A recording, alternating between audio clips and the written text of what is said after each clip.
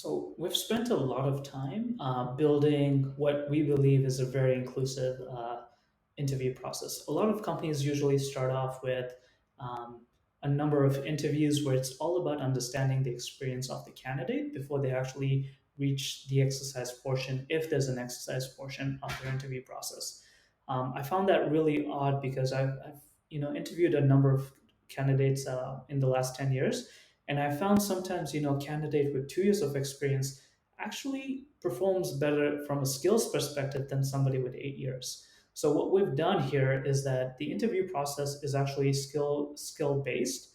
So we'll start off with a UI challenge that usually should take no more than 5 hours and involves redesigning, an app that you think is visually horrible and this gives you an opportunity to like reimagine what this thing can look like visually and from a UI perspective.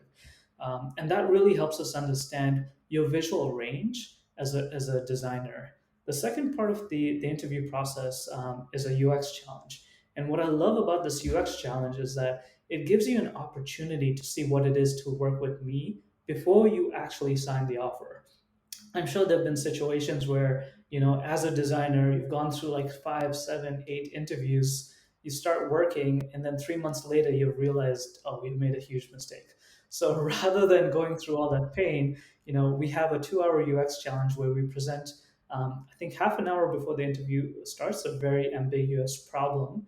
And what we want to see is what is your design process, and then you get to see how it is to work with us, because not only will I be in the room, of another developer will be in the room as well, and then it also gives you an opportunity to see how we think and what kind of feedback we provide.